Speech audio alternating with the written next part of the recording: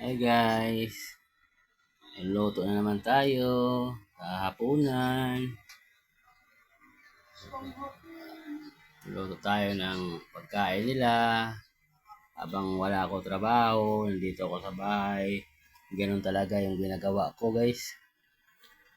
Ligpit, luto, laba. Ganun talaga yung ginagawa ko pag wala ako trabaho. Pag nandito lang ako sa bahay, ganyan talaga ang ginagawa ko. Ligpit-ligpit muna tayo guys. Laba na naman, paikot-ikot lang. Laba. Wala eh.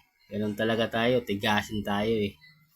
Tigasin, tagasaing, tagaluto, tagalaba. Ganun talaga guys, ang mga tigasin. Ganun lang ginagawa ko araw-araw pag walang trabaho. Pero pag may trabaho naman ako, pag uwi ko sa bahay, kakain na lang ako. Ganun lang talaga. May niluto na walis-walis, tapos na magligpit, para malinis. Wala tayong ginagawa eh. Wala trabaho eh. Dito lang tayo sa bahay. Yun na ang gagawin natin. Linis-linis na lang tayo. Walis-walis. Luto-luto. Laba-laba. Ganun lang talaga guys ang buhay natin. Wala, hindi man ako lumalabas ng bahay. Dito lang man ako eh. Ang ligpit-ligpit na naman tayo. Madamit.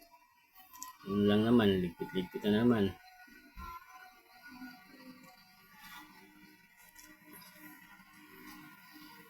Pagkatapos magwalis, ligpit. Ano naman guys. Ganun lang ang buhay natin. Wala, hindi man ako lumalabas ng bahay. Pagkatapos ng trabaho, pag uwi, bahay. Trabaho naman bukas. Pag walang trabaho, pag nandyan lang ako sa bahay, luto, linis, laba, ganun lang guys.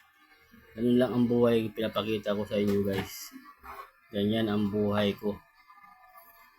Nilulutuan ko sila ng ulam para paggising nila, kakain na lang sila. Ay, nakasaing na nga ako eh. Luto pa ako ulam. Sasampay na natin yung laban natin guys. Para wala na labahan. Walang ligpitin. Sampay na natin yung mga labahan natin. Para kumain na sila. Yan. Yan na pagkain nila. Ito na yung ulam.